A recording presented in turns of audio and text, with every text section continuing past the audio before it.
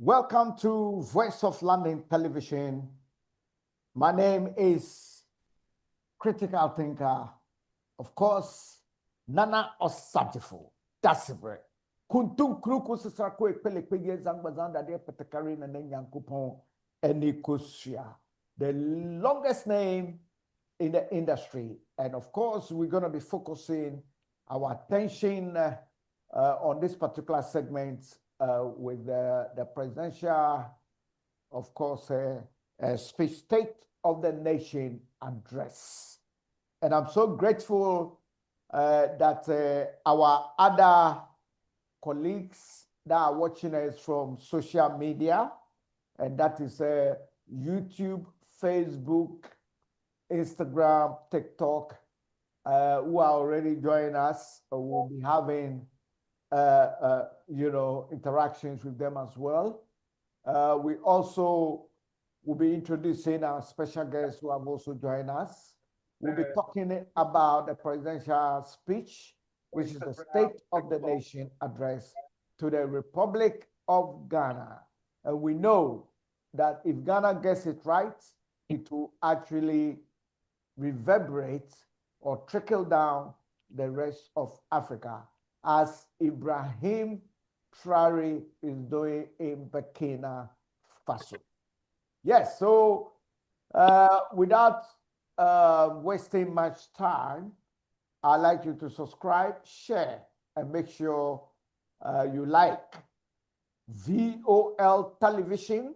To those of you who have the internet internet access, don't forget to go to our main channel as on www.voltv.co.uk, live broadcasting from the United Kingdom, London, United Kingdom, and across the global world, and also on all our social media handles, that is YouTube, Facebook, TikTok, Instagram, etc.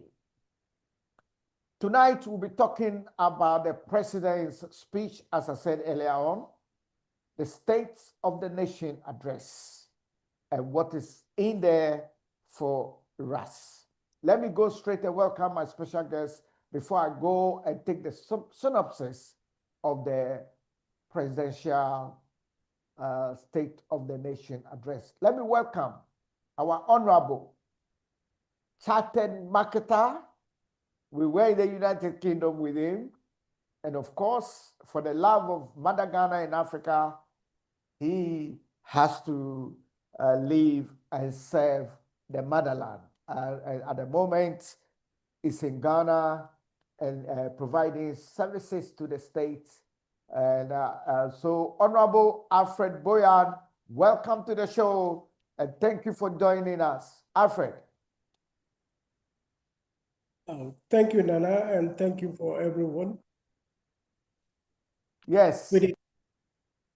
Alfred is a veteran on this program, and we've been going back almost 30 years serving the citizenry, the black man, and the diasporan.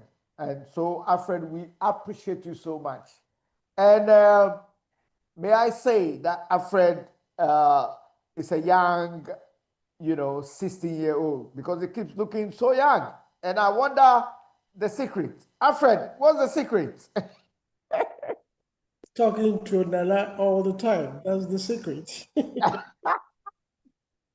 All right, Alfred, the secret you need to give to us, and our audiences across the globe, because you are ever youthful, and we thank God for your life.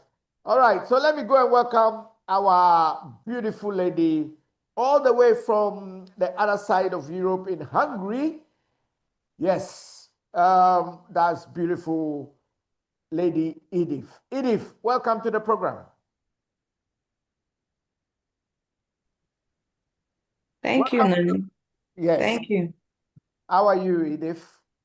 Doing well. And how are you coping with your stay and studies in Hungary? We just resumed and we are not really much into coursework, but everything is going on well. And so you are hanging in there. Yeah. That's good. All right, so let me go to Eben. Eben is a academic student of the KNUST, University of the Kwame Nkrumah University Department of Mathematics.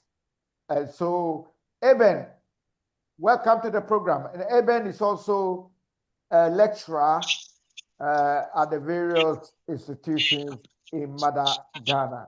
So, Eben, welcome to the show. Thank you so much.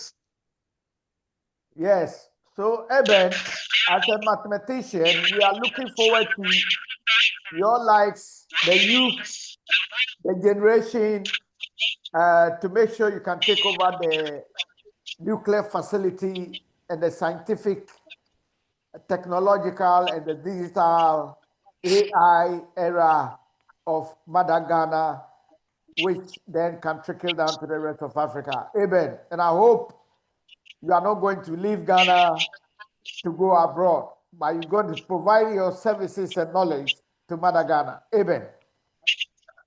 Yes, please. Are you sure? Yes. So if the Americans bring in a scholarship and they want to give you about $100,000 bribe, you not take it? Yeah, yes, please, sure. So you are a patriotic Ghanaian.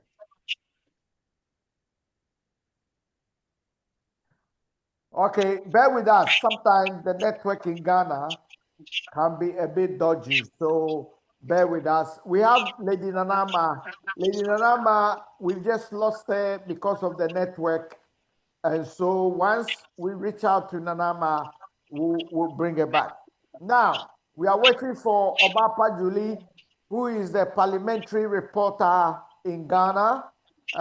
She was in parliament today and actually observed all that occurred at the parliamentary, shall I say, State of the Nation address. But before she comes in, let me go to Honorable, so that Honorable Alfred Boyan can give us some of the, shall I say, sound bites of this presidential speech, State of the Nation. And so, Alfred, what are the synopses that you picked up that we can have a look at this particular segment? Alfred Boyan. Yeah, thank you, Nana. I will concentrate on the economic performance. The president, as I mentioned before, his performance was vintage, absolutely vintage. He showed what leadership was all about. Now, he mentioned that we inherited an economy in a severe distress, which was characterized by unsustainable debt levels, high inflation, sharp currency depreciation, and a deep cost of living crisis. You know, he said Ghana had also defaulted on its debt on December 19, 2022, effectively losing access to international credit markets and signaling a breakdown in fiscal stability. And this was the baseline condition of the economy at the time the administration took office. So he showed what economic growth and fiscal performance during the last year have been. He says Ghana's economy has expanded from $83 billion in 2024 to $113 billion in 2025, representing a $30 billion rise in output. Economic growth reached 6.1% in the first 3 quarters of 2025. Mind you, the first 3 quarters, you've not even counted the last quarter. So 6.1% growth. Physical performance exceeded expectations. It says the primary balance recorded a 2.6%, outperforming a target that we actually set ourselves of 1.5%. The overall physical deficit was reduced from 3.1%, reduced to 3.1%, and the 3.8% that we actually projected. And these figures indicate clearly that there is a fiscal discipline and a stronger than expected revenue and expenditure management. He also touched on debt reduction credit worthiness. Public debt was reduced from 61.8% of GDP to 45.3% of GDP, representing a decline of 82.1 billion Ghana cedis. And he said in 2025, Ghana serviced a 1.4 billion in debts, including a $709 million in early Eurobond repayment, demonstrating renewed capacity to meet external obligations. He actually showed our Ghana's credit worthiness with a Fitch, Moody, and S&P Global Ratings reports. These upgraded our economy, investor confidence, and improved perceptions of Ghana's economic stability. They touch on inflation and cost of living, mentioning that inflation at one point in 2022 was 54.1%, which was reduced to 23.5% in 2024 when we took over. And further, we have reduced it to 3.8% in January 2026, indicating a sustained disinflation trend. And also you mentioned the food inflation particularly, which has dropped by 26.6% take points. If we mentioned also the fuel prices, which has declined from a 15.20 liter to 10.70 Ghana cedis, and further below 10 Ghana cedi per liter. He mentioned about the currency stability. The Ghana cedi, he said, has appreciated significantly. And he says, he's also said 40.7% against the US dollar, 30.9% against British pound, 24% against the euro.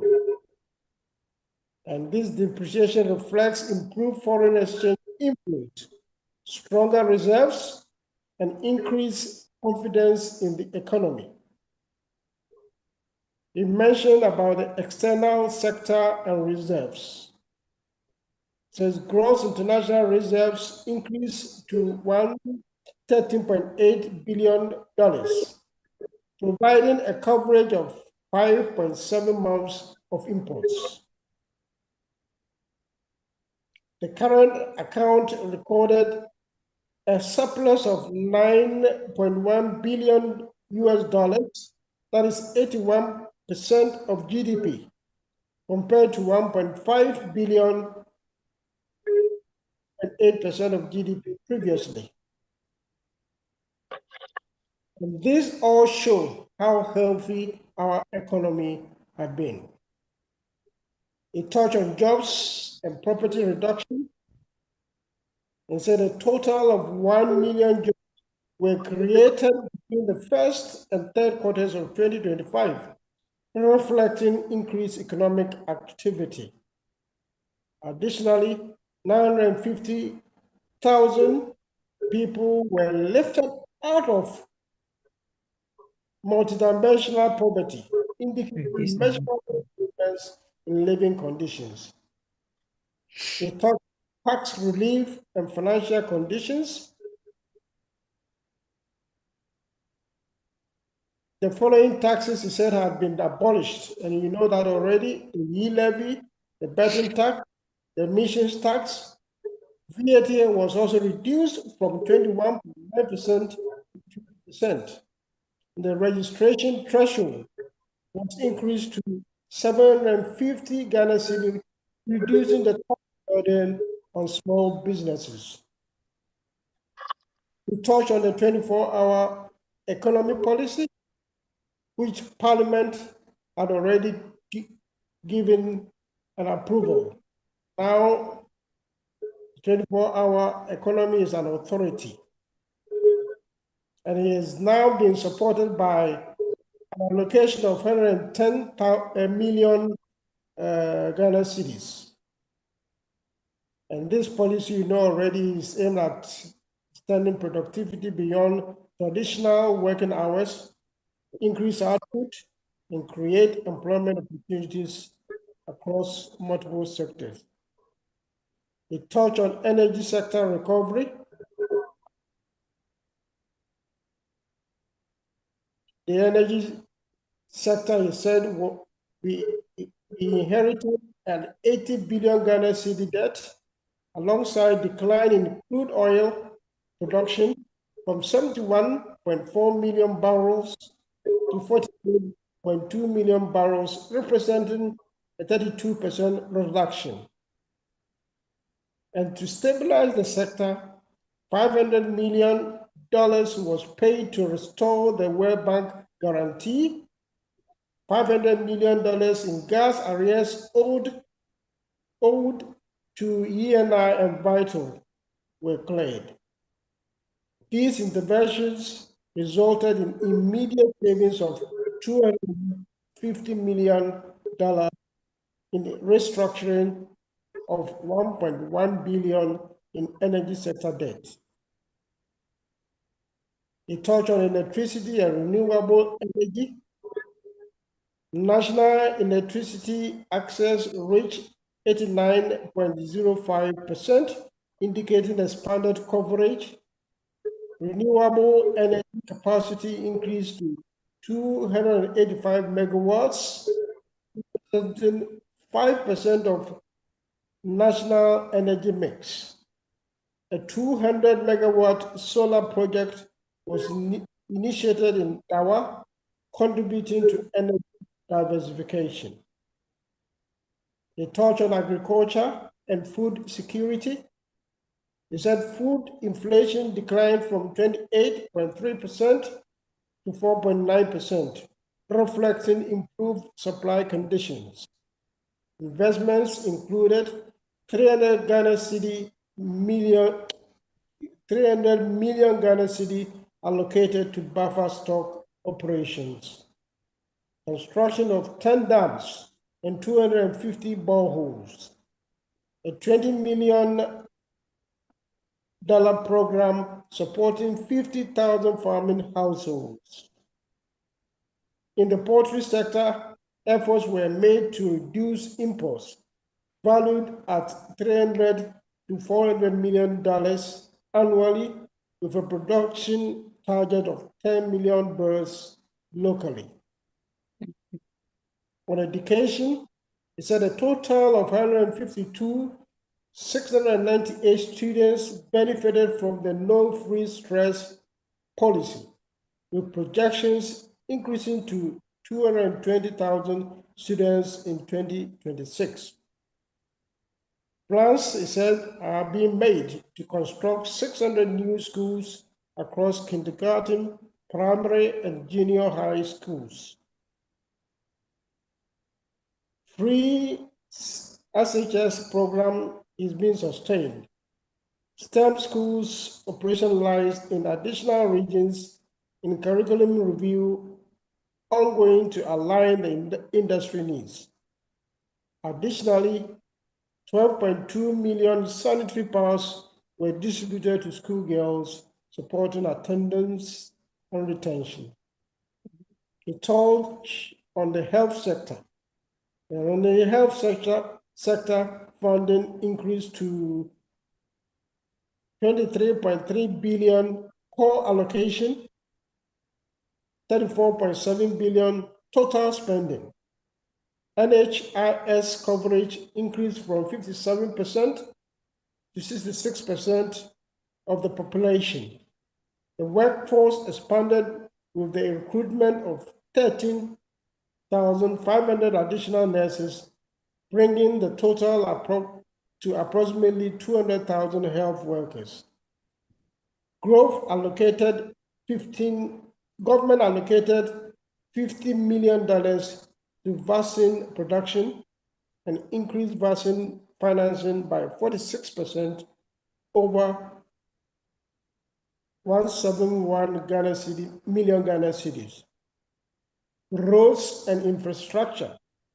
The government said inherited a 21 billion Ghana cedi in unpaid road contracts, 104 billion in total commitments, but progress included payment of 10 billion to contractors, ongoing work on 73 road projects, construction of 1,144 kilometers of roads at a cost of 50 billion Ghana cedis.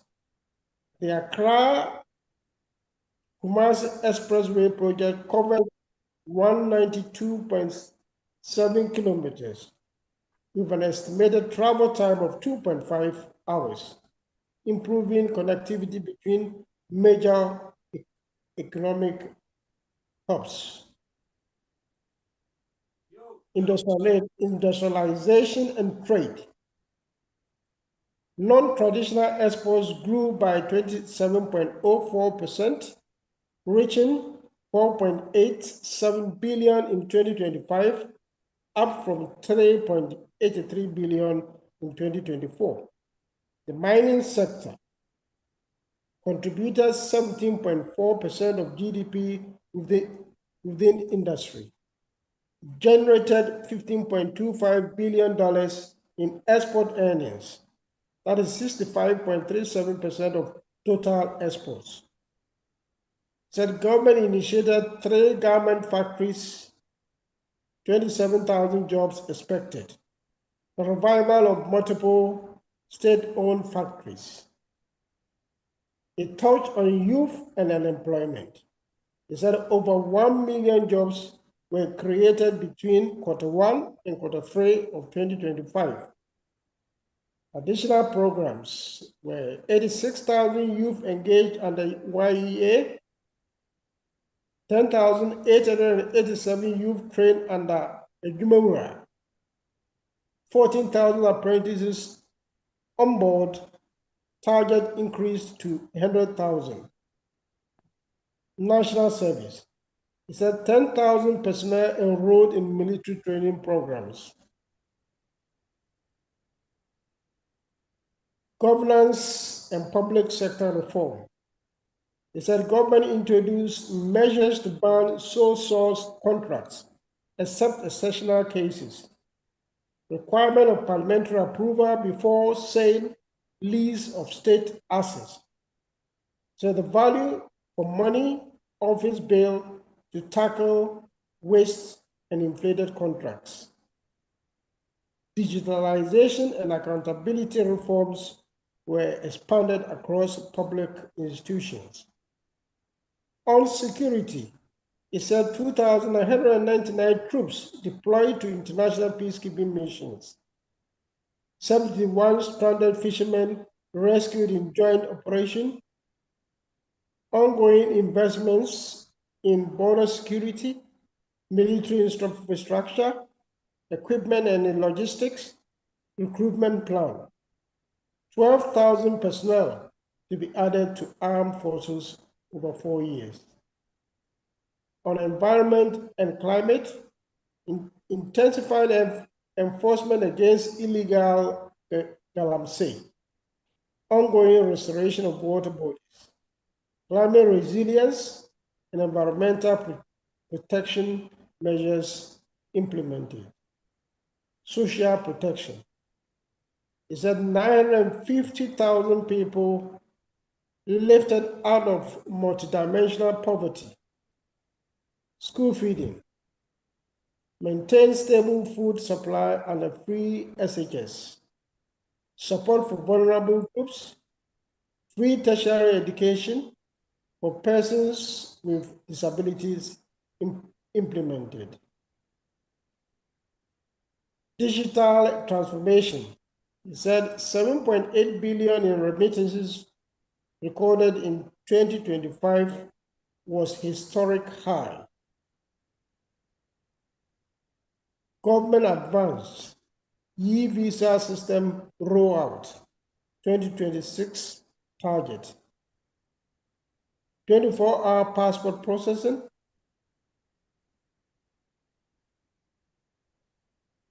Clearance of 40,000 passport backlogs. Passport delivery within 15 working days. Nana, basically, this is what I pick up. This is what I've laid before you. Thank you Thank you. so much, Honorable Alfred Boyan, and we are so proud of you. This brings me chills, the passionate days, and you still got it in you. Great. What can I say? Yeah, so Lady Edith Ibn, Nana Ama, and the rest that will be joining us later. This is great. This is great. Now, let me go straight to Edith. Edith, why is it that the government is scoring points, bringing inflation down, interest rate down, the dollar is doing well, and yet the micro minority in parliament doesn't believe the government is doing well? Why is it the case? Or is it just a smoke screen for all of us? It's politics. They really know the truth, but they are just playing politics. And as the minority leader asked whether we were eating inflation, he asked a question like that in the parliament, whether, or like he said, he's controlling inflation. Are we eating inflation? He's just saying it for the lay Ghanaian who doesn't understand some of these economic terms. But they themselves, they know really well that what the government is doing. eh, I don't want to be biased, but in fact, Mahama is the hope for Ghana. What he is doing for now, they will not understand, but for the future, we will get to understand him and then to appreciate him more. Yes, So I would so, say it's because of politics. They are playing politics. Yeah. right. I think we all can see the effects of the reset, and that inflation was very, very high at one time at 54%. And then before they left office, it was 23 or 24%. And now we are running single digit inflation. I think Ghana should come first before self interest. And Let me, Nana, one yeah, thing. go on. One thing is, they were using the electricity saga now Mm, against it. Though prices of goods have gone down, we mm, had a petrol that was sold at 15.2, like 15 cedis. Now it's being sold at 10 cedi, and then diesel was like 15.4 and now being sold at 11.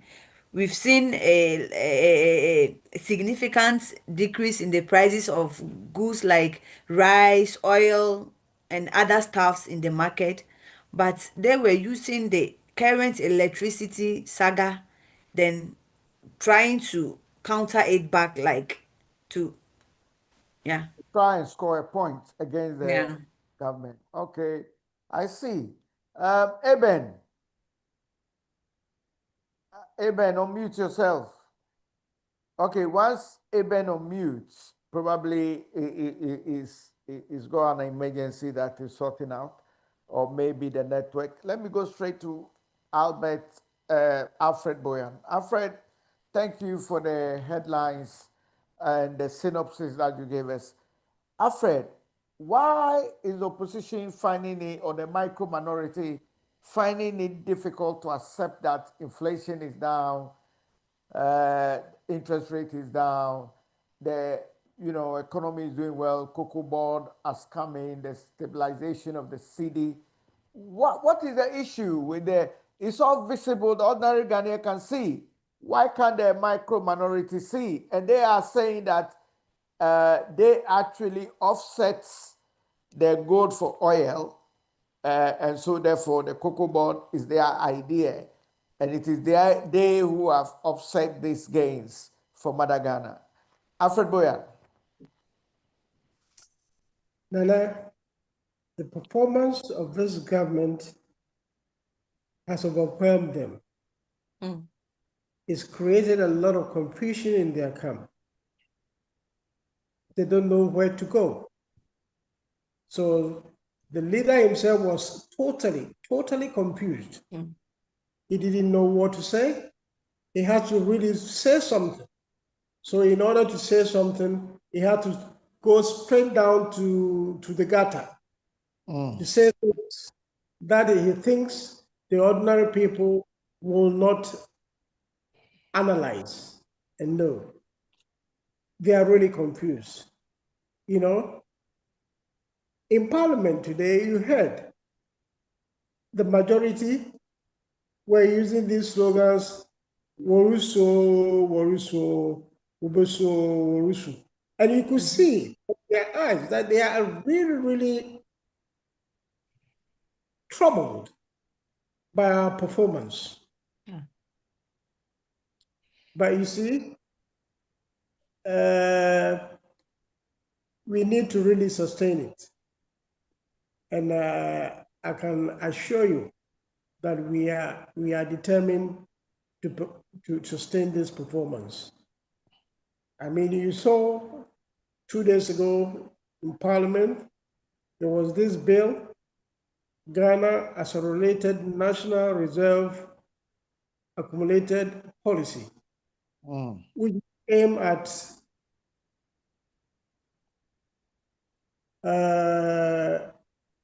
living by 2028 a reserve of 15 months import cover.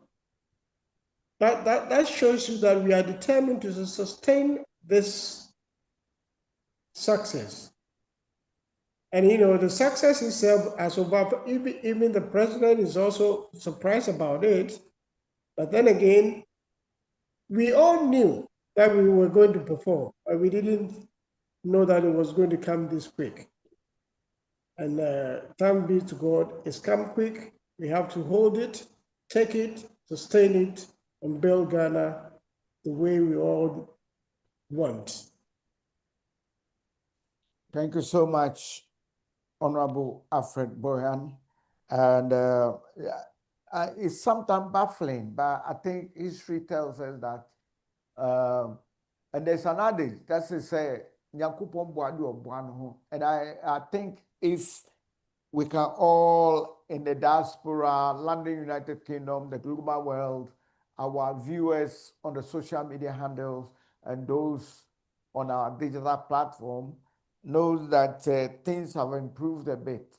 You know, we need to call a spade a spade. Yeah. Because I remember that previously anybody you call back home will be crying, they haven't eaten, and it was just excruciating pain, economic pain, unbelievable. It seems that things have harmonized. So why can't we admit to certain facts? And some of our people always want to look at the negative, nothing good at all could come out of the income. Nana, Yes. just as Mr. Alfred also said, the minority leader, Asaden, he was like shattered, confused. He didn't have anything to say. You see, they brought in cocoa pots and they were rioting and other things. Yes. But later on, when it was stated that even Ivory Coast, they also declared that by the first March or so, they are also bringing down the prices of cocoa. Then, even if you look at the reduction in Ivory Coast, Ghana's reduction, the prices as in Ghana will be double of that of Ivory Coast. So as at then the cocoa they brought in trying to like to paint the government black, at the end they realized that time to come, the cocoa farmers themselves will understand. If you compare them, farmers in Ghana and that of the farmers in Ivory Coast, you can see that the government of Ghana really did well. So they were just like confused. And again, he also mentioned, I'm a teacher, so I'm talking in relation to, he mentioned of building teachers courtesies for teachers. Yes, teachers in Ghana, I won't say our salary is not much, but if you take in consideration uh, rent and then utility bills and other things, when you deduct all these things from the salary, you have nothing to write home about. You see that you work, but you cannot solve your problem. So this one initiative he's bringing as well to build courtesies for teachers, that's one alone. Oh my God, I'm super proud of my president. All right. Thank you so much. And now, since you are talking about quotas for teachers, I would like to actually look at the housing issue before we go on with other things that the president said. You know, where one's put his or her head is very vital, important. Sure. And I believe that when President Kufuor took over, if he had gone on the tangent of Papa J and then would have looked at the housing schemes for the ordinary Ghanaian, Ghana wouldn't be in a quagmire when it comes to housing because he just left it for the private sector to take over the housing facilities in Mother Ghana. And that is causing a problem now because the private sector is overcharging rents. They have no hearts. All they think of is money, money, money. And that has got a lot of the youth on the streets. And most of our people, prostitution has gone up and all those things. So let me go to Alfred. Alfred, this SNIT, the teachers and others, you are in the helm of governance and the government. Any provisions for the ordinary Ghanaian? Well, I mean, as Our Lady was mentioning, there are plans to provide accommodation, especially for those teachers who elect to go to the rural part of our country to provide their services, provide them with those kind of accommodation, like teachers' bungalows and everything else. So, I mean, we are building to remove schools under trees. Yeah. Obviously, it will take time, but I mean, we are vigorously pursuing those kind of areas. And amongst those plans, if you take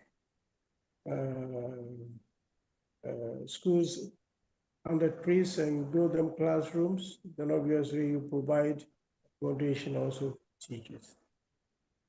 All right, thank you. Do you have any idea the segment type of housing? I know as for the, I know the opposition during their tenure were relying on the private sector.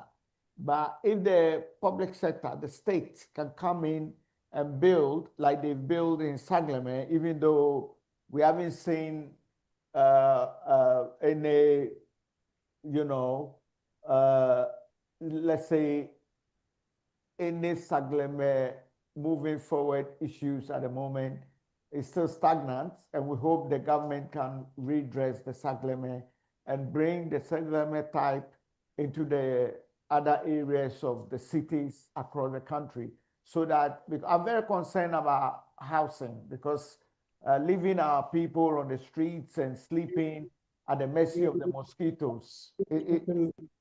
President went Bolton Region Ho to inaugurate what you call the is it the city of something? I mean, they have asked TDC, Tama Development Company. Yeah. Now is not only providing their services in only Tema, but they are providing them lands all over other regions to provide those kind of services. Yeah. So the first one was in Ho, and they're going to move them to all other regions. So you soon find that the type of those houses will be springing up in all the regions. Provide all right. housing. Okay. That's, but let me go back to Edith. Edith, you being a teacher means that you mingle with ordinary people, you teach their children, you could see those on the lower level, the middle level, and then the higher level. When it comes to the housing, I'm very passionate about that. I know the government is going to build houses for you teachers, and so you are so happy. What about those at the lower level, Edith?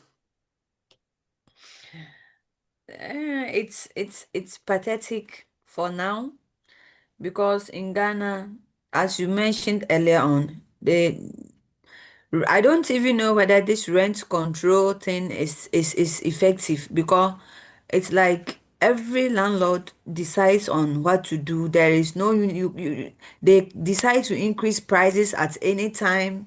They don't even like, so it's making the ordinary Ghanaian, if you are not staying in your own house but you have to rent, it's not easy. It's very difficult. So if the government can't have maybe an intervention to build houses, maybe, if not, I can't say for free for people, but he can build houses, and then maybe you be paying in installments, maybe small, and at the end you end up owing a house. It will be laudable. Okay. Alfred, I'm passionate about the housing. Before we go to the next topic, how long do the ordinary citizen have to wait? And any idea about when the Segleme completed housing? We don't know what the issue is with Segleme. I know the government is a very young government, barely a year.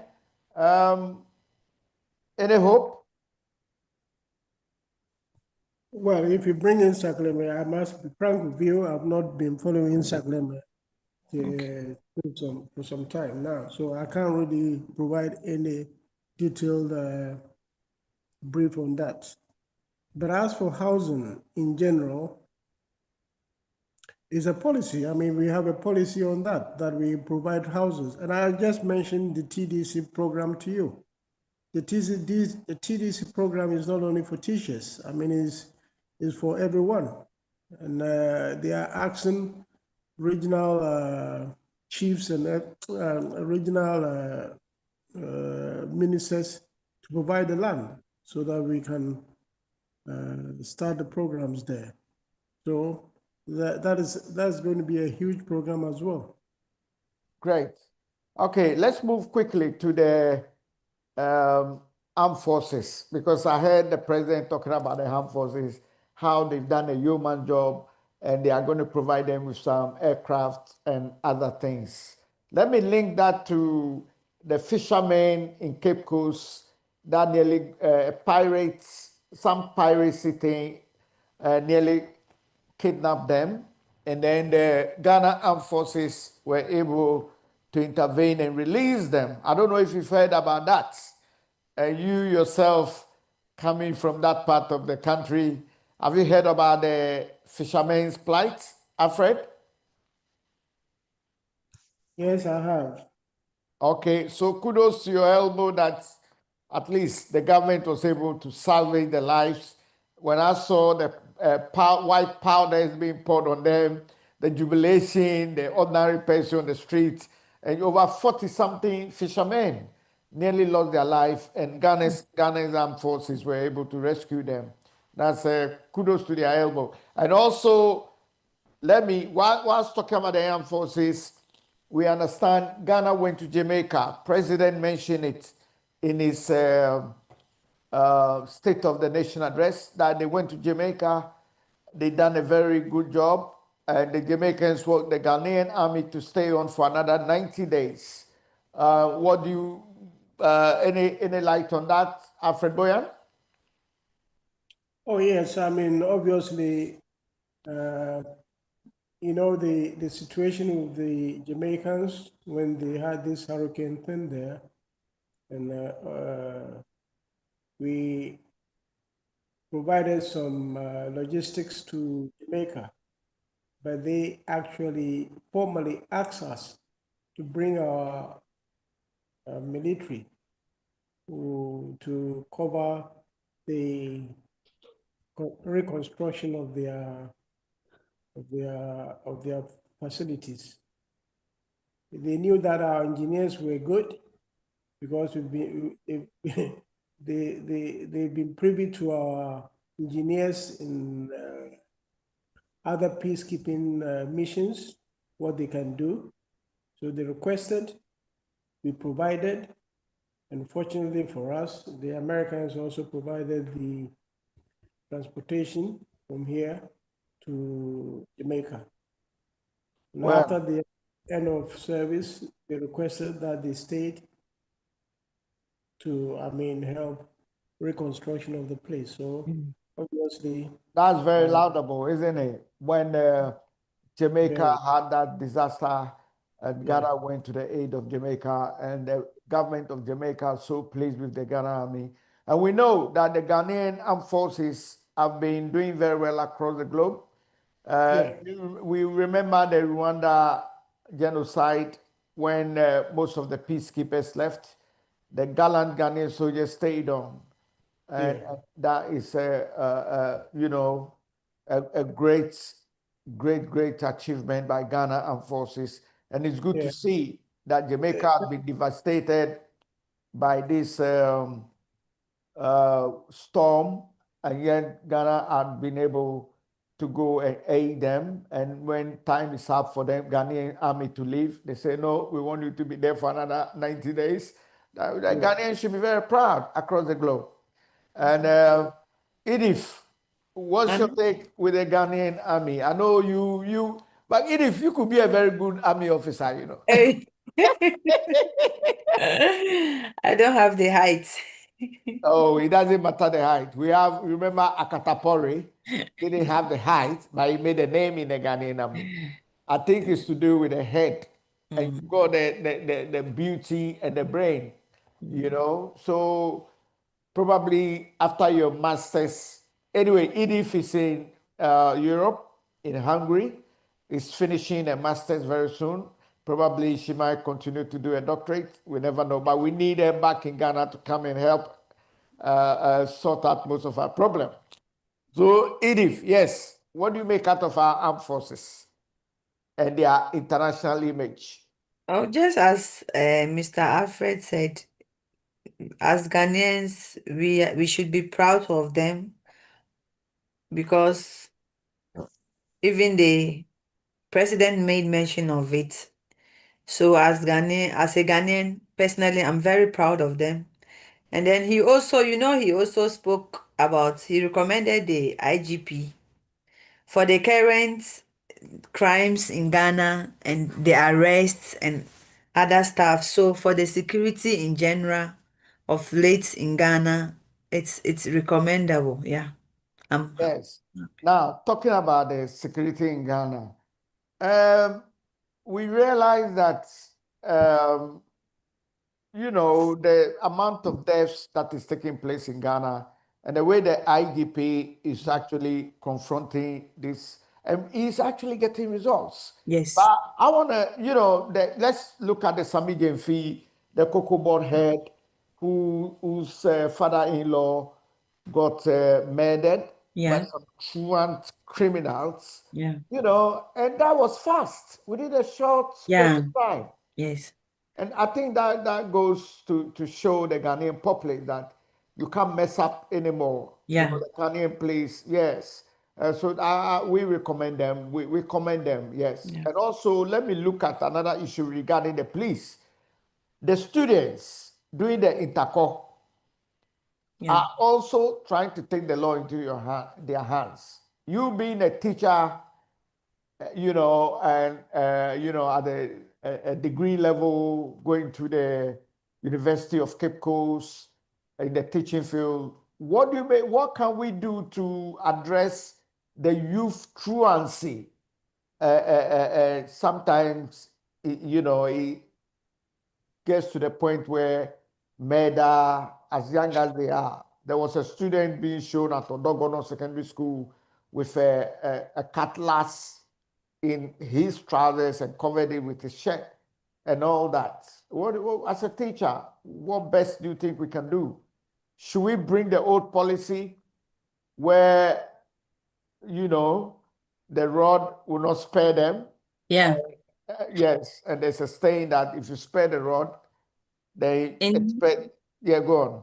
I can say in our days when teachers were allowed to discipline students, I'm not saying currently teachers are not given the mandate to discipline, but the point at which we are giving, it's limited. This is not only even happening in the senior high schools, but also even in the basic schools, it happens. These are the days, nowadays, you have parents attacking teachers because of their words.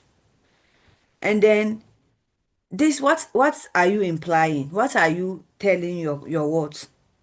So one, the parents disrespect the teachers, and another thing is also with, let's say, if it is for this inter school something, some of the teachers are also because of it. Let's say if two schools are at a game and then a teacher feels like his school is being cheated, there are instances we see teachers asking students even during a game to walk out because they feel cheated. So that patience on the part of teachers is not there. But what we as teachers we can do is, even at that point, if you realize that your school is being cheated on, you should have that patience and then allow the game to continue to end. Then you go sort it out with your colleagues. But you stand in front of the students, then you tell them to leave the field, the game will not go on. You make them understand that the other teacher or the referee is cheating you. All this is bringing out this conflict. And also, let's say this past students, when you have the past students too on the field and they also feel like their alma mater is being cheated on, you see it will bring heat, and then all this, it will spark fights. But the rule of law, let me go to Alfred. Alfred, even though the IGP is doing very well, does he actually penetrate, or the citizenry really respect the rule of law, unless a case comes up and then when they are held, then you realize that there is a law in Ghana. You think the government is a bit soft? Nana, it's not a matter of being soft. If you are in Ghana, everywhere you see the attitude is quite a different ballgame to where you live now. Even driving a vehicle, these guys don't take any notice of road safety, as if they are immune to danger. they have no regard for anybody, no regard for courtesy, nothing at all. Especially these new Uber drivers and the trotro drivers, and they will make a mistake. You just beep to alert them that, look, what you're doing is wrong. Then they will start insulting you. Yeah. They don't know who you are, but they will do. And yet, when they see who you are, then they'll start begging. I mean, what is all this for? Discipline Yeah. is the whole thing. Discipline is the whole thing. So if you don't have discipline from home, you take it to school. Yeah. If you don't have discipline from school, it carries on. That's right. So if there is going to be a change at all, then teachers must be given the authority to discipline their students. And it's not like the old days. These students, they are not like the old days, because one school, I'll give you an example. Where I used to be in Laboni Secondary School, at the time you were there, the whole school, 5 years, and I'm talking about 5-year school, yeah? Even not 5, 6, because we have 6 form as well. 6, 7 years. A 7-year school, we were only about 500. Now, they have only 3-year school, and they are more than 2,000. So obviously, there's going to be discipline. Classrooms are packed. There's only one teacher teaching them at a period. How are you going to control them? And some of them are also day students. They come in and they go out. Yeah. Unlike our days where we are all boarding, you are restricted, you are disciplined, you know your limit. Yeah. These students have no limit at all. No. It's just like running amok. So unless there is this hard core discipline, and when I'm talking about discipline, I'm not talking about whipping. Yeah. Real discipline. Just take him out of the school for a while. Yeah. And I don't think this. I know everybody who is going to criticize me. I don't think this free SHS has really helped as well. Yeah. Because they That's are throwing every student, whether good, bad, or not, he's being pushed. Yeah. Headmasters have no choice of making the choices of who students they want. They are just being pushed. You are a headmaster. You are given a list. Not humans. You are given a list. This is your list. Take it. So you may have rebar students. How are you going? How do you assess them? Yes. So that's good observation. Another one, you are not even allowed as a teacher to demote a student. Even if the student is not performing, you don't have the right to demote that student. You just push them ahead. Unlike first, when you don't perform well, you can even sit in a class for 2, 3 years. But lately, that is no more. You don't have a right to repeat a student. This free senior high school, they will tell you that even if they study, whether they don't say they will get school to go. We have instances, the candidates, you ask them when it's getting, let's say, few months to the exam, then you see them loitering, they don't study. If you want to talk to them, they'll just tell you that whether I study or not, it's just about writing. If I write, I'll get school to go. So one thing, just like Mr. Alfred spoke about, the free senior high school initiative is very good, but there should be a condition to it. If there's a condition to it, who merits that should be given it Yeah. in terms of performance. That way it can even motivate learning in the students. But you just say it's free and everyone is being pushed to. And now they don't even consider the category A school, category B school. They just push everyone anyway. Okay. And So you being having that experience as a teacher, what would you advise when it comes to the double track? Because I heard that double track too has been an issue. yeah, but that's today the president made mention of building more schools to cater for that. So I think if more senior high schools are built, it can help to solve that double track situation here. But what I don't, this is to both of you and other panelists that might join. We'll be running up very shortly. What do you make out of the issue of government probably realizing that it's not everybody that is meant for school? Because some people are practical people, no matter how much book you put, they can never. I remember school time, there are some people that even a simple mathematics or even it's terrible. When can we as a nation realize that, look, school is not for everybody? Some people are practically gifted, some people are. School is for everybody, but certain schools are not for everybody. I mean, I'm Yeah, talking junior high school. You know, if Right. if So, if you Alfred, what you are saying is that they can have the basic education up to yeah, certain level, and then, exactly. yeah, So if okay, it's carpentry that he wants to do after junior yeah. high school, put him in Diverted.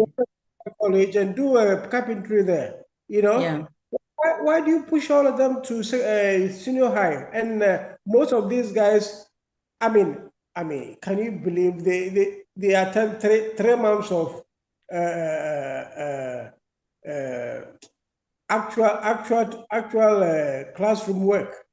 3 months or a year. So yeah, what have you learned? What have you learned?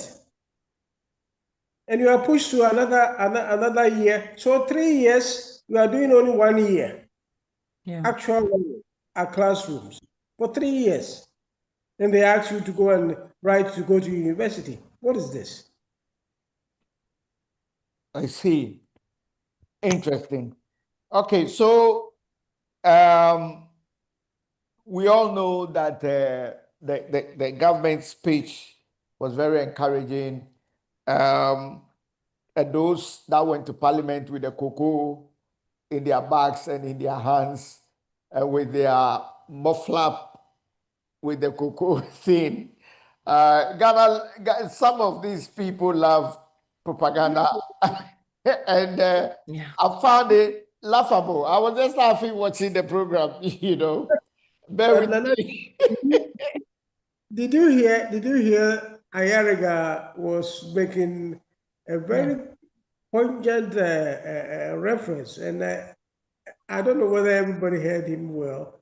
He Yeah. says, we took this country from the dark days. I mean, like we Yeah. were coming from the dark days, and That's he a made a very reference. Look, yeah.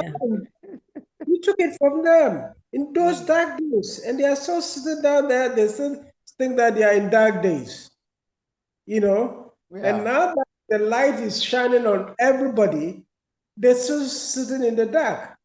Mm.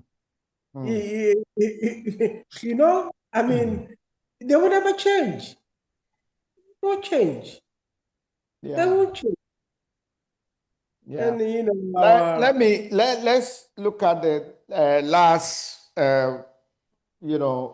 topic, and then if there's something you want to bring in, we can look at that quickly, and then we can run up because we'll be engaging and talking more over the weekend, which is tomorrow and Sunday, regarding these topics. I looked at the issue of the oral. A lot of people are becoming very disappointed in oral because they felt the previous regime actually messed up and a lot of wastage when you take the cathedral over 100 million US dollars wastage. And then there were facilities there, all those were broken down and all that.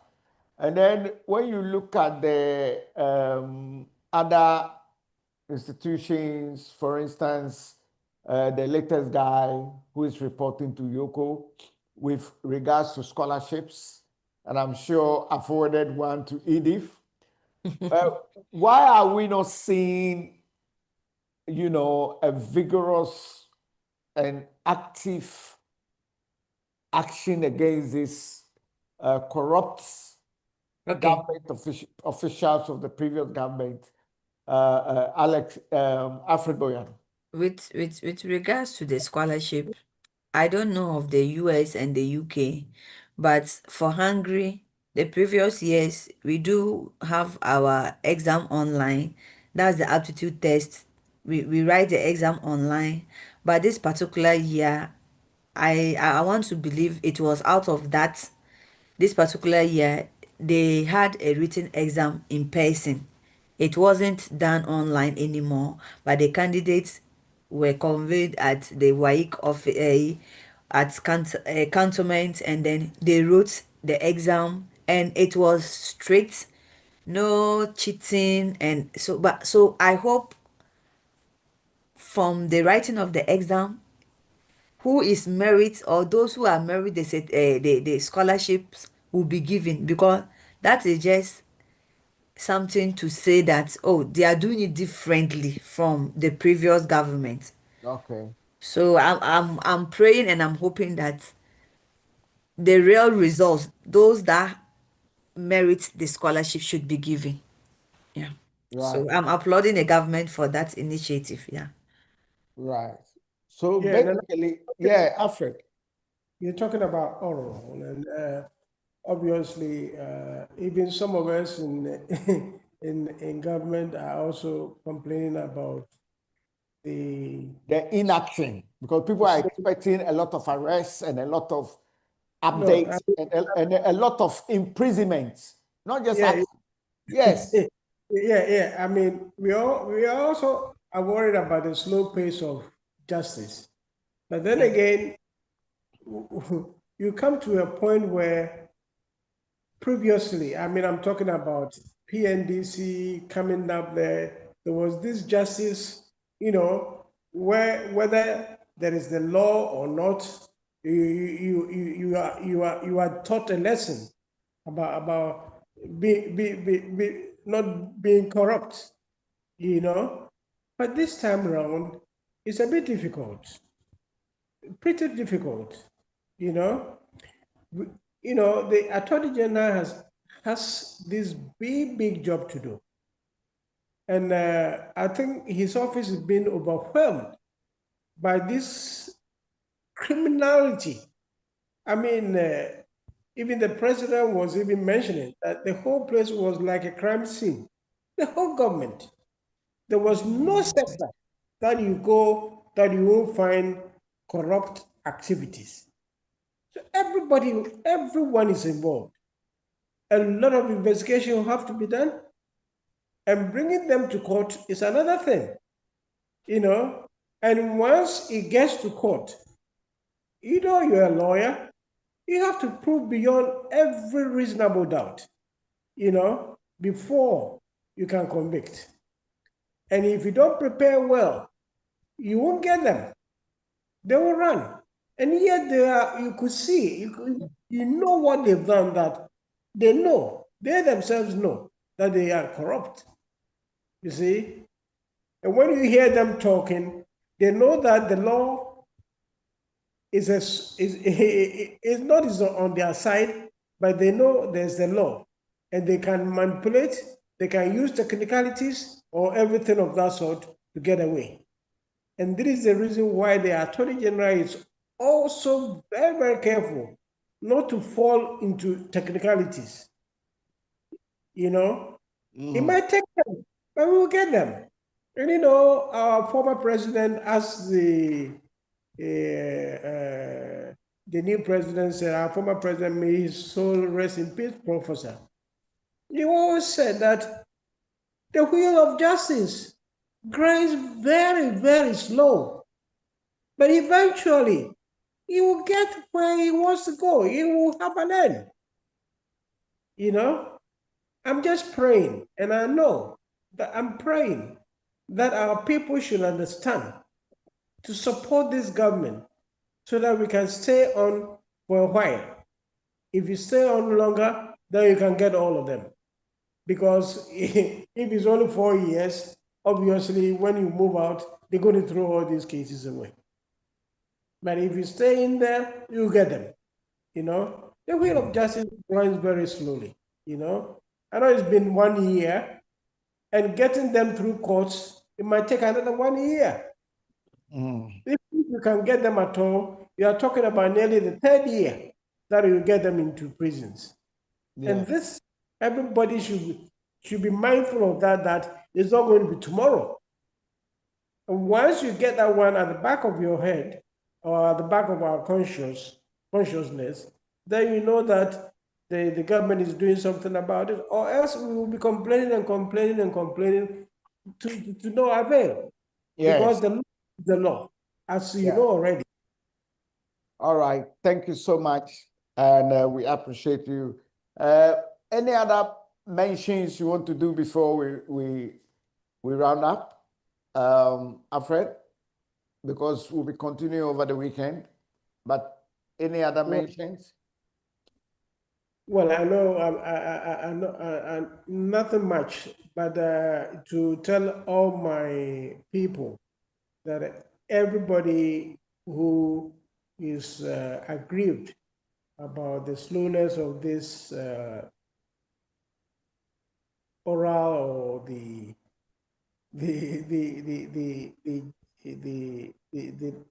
law. I mean, the law is the law.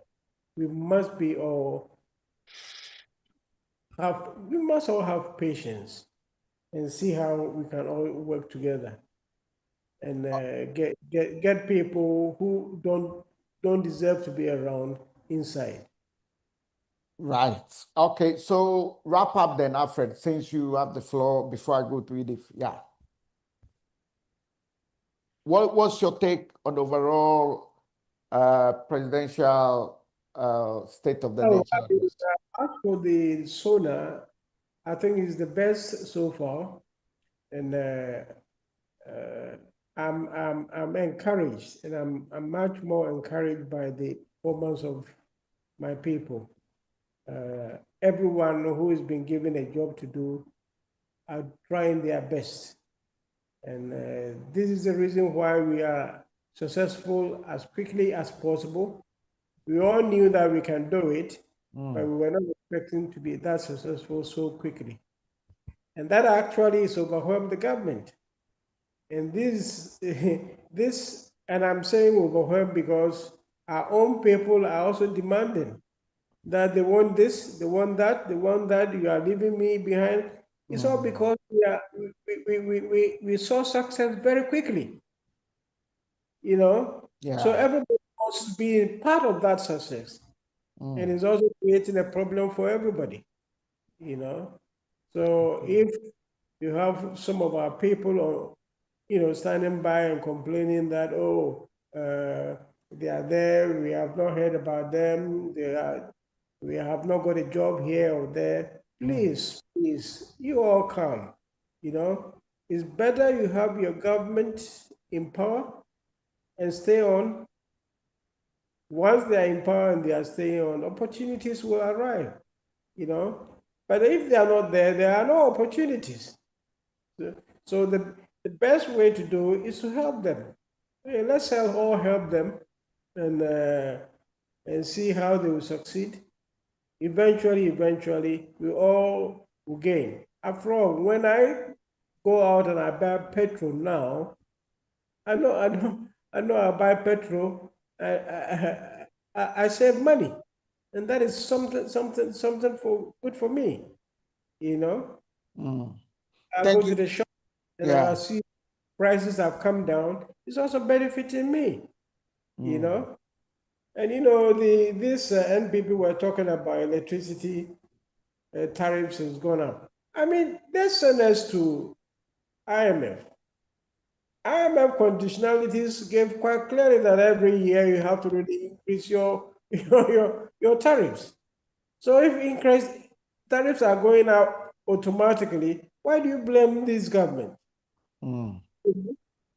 And they are using it like say, electricity tariffs are going up. I mean, you actually brought us to this point. Yeah. We are trying to pay our debts, and as I just mentioned to you, all the energy guarantees that the IMF gave us, we've paid it off. So very soon we will see the tariffs also dropping because immediately we pull out of that condition, we all have our own way to do things, and things will start dropping. So I'll put with everybody. Let's keep our fingers crossed. Let's work hard. Let's work hard just to reset our country as a prosperous, peaceful, and law-abiding nation for Yeah. all to enjoy. Thank Thank you. you so much, Alfred. Edith, your final words, or is there something else you want to talk about before your final word? Not really. Okay. I just want to say the SONA 2026, Yeah. it sets out a vision of recovery and then reforms. But its true impact will depend on implementation. Okay. So Ghanaians will measure the success of this government by the implementation, not just by the promises that are being made. But if there is real improvements in jobs, prices, and then the daily condition of Ghanaians. Yeah. So we are hoping on the government to. And then we are also Yeah. wishing you the best of luck in your studies. Thank you. When you finish, to go back and become a sector minister and see how best you can also help. And maybe the next Jane Nana Opoku Ajiman in the making. And you Amen. could become a future woman lady president. Yes. Okay, thank you. Yes. I think somebody has joined us. And hello. Yes, hello. John, please unmute yourself. We are running up, and then we can run up with you. At least, yes, this is Dr. John Mensah. Doctor. Yeah, hello. Hello, yeah. Hello. Hello. Welcome. Yeah, doctor, welcome to the show. Yeah, thank you very much. Good evening to you, my fellow panelists. Yes. Please, I'm very sorry. I was driving all around, and that's why I couldn't join you one time. Please, No problem, no problem. apologize to you and my fellow panelists for not making it on time. No problem. It's better late than never. So we actually rounding up. We started at 9 o'clock, but it's good you've joined. All we did was to speak about a presidential State of the Nation address. So we're going to give you the opportunity. Dr. John Mensah is a medical doctor. Doctor, did you hear the State of the Nation address? A bit, yes. I had a bit about the statement address, but I was not actually too impressed. Yeah, so as usual, and I don't think that there's anything extraordinary. Okay, so just give us your overview about today's State of the Nation address, and then we can. Okay. Okay. Today's overview of the nation or the sooner, I think that the president made mention of the economic recovery. I think looking at the current economic indicators, I think the government have done very well with the economic indicators, and I'll put the government for that, and we hope that it will continue. But looking at the issue of infrastructure, you can see what going on. But when it comes to fighting corruption, this government have failed woefully, because there was hard concrete evidence of financial malfeasance and massive corruption in the erstwhile Akufo-Addo administration. But you've seen this government done virtually nothing about and they're just working their chest out with the monies they have stolen. All right. Um, Thank you so much, Doc. Thank you Brilliant. very much. Yes, we'll continue tomorrow and the day after tomorrow. And so we'll be digressing into other areas as well. And so I Okay. wish to thank you, Dr. John Mensah. This goes to show your dedication and love for the people. We always appreciate you. And let me go and thank Alfred Boyan, Honorable. We appreciate you so much. As for Honorable, dear, we've been climbing the tower blocks and running the radio for over 25 to 30 years. It's good to see him live with the digital age and the digital television alongside the Pan-African Voice News Magazine and then the Voice of London Radio as well. You are watching Voice of London Television. Let me thank our beauty with brains, that's Lady Edith. We thank you so much for your sacrifice, dedication, and for the love of our people. And I know we're going to get it better. And so, on that note, let me thank all our social media handles, our viewers. We appreciate you. You know, the influx, the way you partake. We thank you so much from YouTube, Facebook, Instagram, TikTok, Spotify. We appreciate all of you. And we say continue. This is the place where information, education, entertainment, and enlightenment at its purest form. My name is Nana Osagyefo. Dasibre. Kuntum kunuku sasrako ekpele kpedia zangbazanda de patakari na nenya kuponi kushia. You better believe it. See you and have a great.